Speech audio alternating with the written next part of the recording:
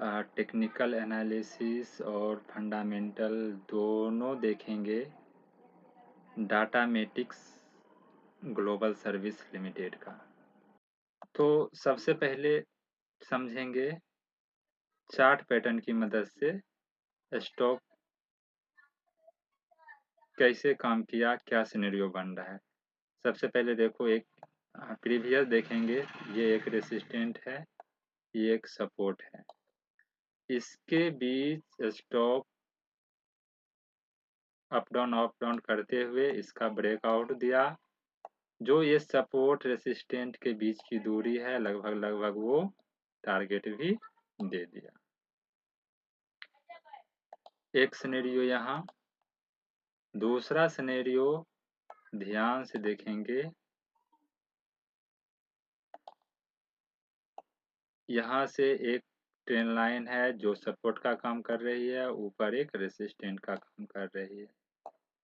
कुछ इस तरह से मार्केट सपोर्ट रेसिस्टेंट को टच करते हुए फाइनली रेसिस्टेंट को ब्रेकआउट दिया, और ब्रेकआउट देने के बाद जो ये वाली जो दूरी होती है सपोर्ट रेसिस्टेंट के बीच की दूरी, वो लगभग यहाँ का टारगेट दे दिया।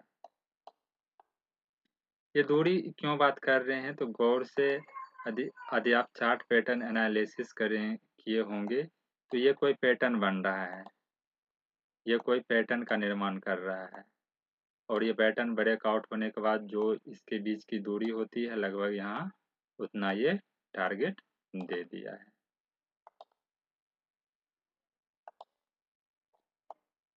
जस्ट इससे प्रीवियस जैसे कभी हम बात किए कि यहाँ ये रेसिस्टेंट, ये सपोर्ट, इसको जो है ब्रेकआउट किया, जो ये सपोर्ट रेसिस्टेंट के बीच की दूरी है लगभग वो यहाँ टारगेट दे दिया है।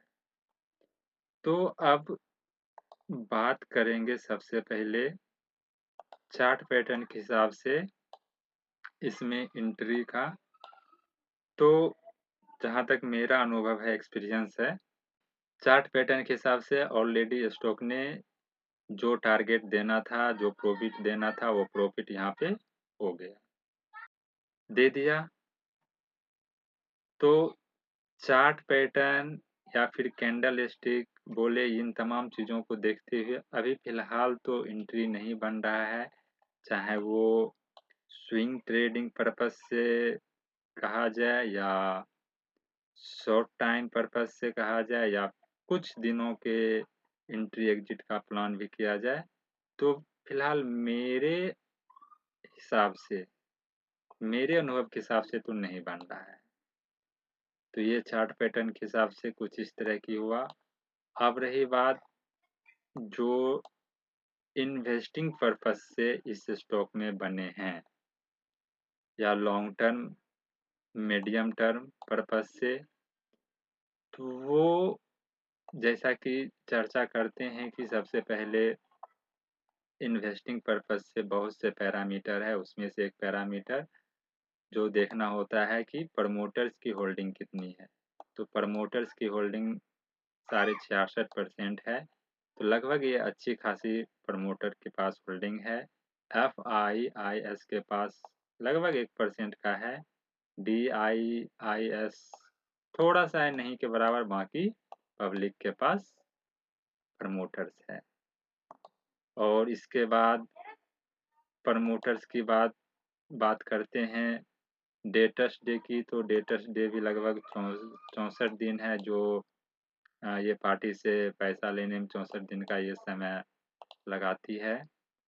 और इसकी तीसरी जो बात करेंगे वो रिजर्व।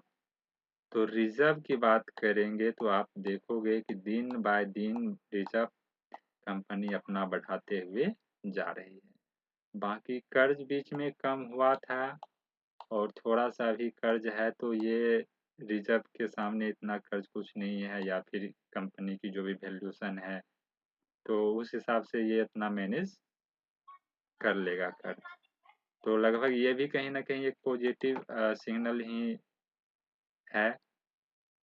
और प्रॉफिट लॉस की बात करें ईयरली बेसिस, तो ईयरली बेसिस कंपनी अपना प्रॉफिट बढ़ाते जा रही है और पॉजिटिव में ही है, तो ये भी प्लस पॉइंट है। डिविडेंड की बात करें तो लगभग प्रत्येक साल डिविडेंड भी कंपनी पे कर रही है। और ईयरली प्रॉफिट लॉस के बाद क्वार्टरली प्रॉफिट लॉस की बात करें तो क्वार्टरली भी नेट प्रॉफिट की बात करें तो कंपनी पॉजिटिव में भी है, तो ये भी प्लस पॉइंट कंपनी के लिए है।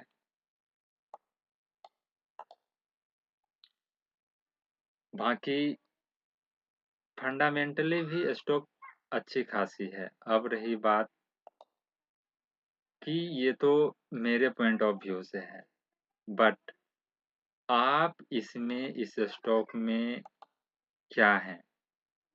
स्विंग ट्रेडिंग पर्पस से हैं, शॉर्ट टाइम पर्पस से हैं, या इन्वेस्टर हैं? इन्वेस्टर में भी दो तरह के लॉन्ग टर्म इन्वेस्टर हैं या शॉर्ट टर्म इन्वेस्टर हैं। जो भी हैं, सबसे पहले तो खुद का एनालिसिस जरूर होना चाहिए, खुद का पॉइंट ऑफ व्यू से। ये डेटामेटिक्स ग्लोबल सर्विस लिमिटेड सबसे पहले काम क्या करती है वो आप जान लीजिए। वो जानने के बाद इसका फ्यूचर क्या है, ये सब तो देख ली, इसका फ्यूचर क्या है, इसकी डिमांड क्या है मार्केट में। इन तमाम चीजों को देखते हुए आप इसमें इन्वेस्टिंग, ट्रेडिंग, स्विंग ट्रेडिंग या जो भी करते हैं वो प्लान कर सकते हैं। तो इस वीडियो में इतना तक ही। आशा करता हूँ कि वीडियो पसंद आई हो तो लाइक करें, और चैनल पे न्यू हो तो चैनल को ज़रूर सब्सक्राइब करें। तब तक के लिए जय हिंद, धन्यवाद।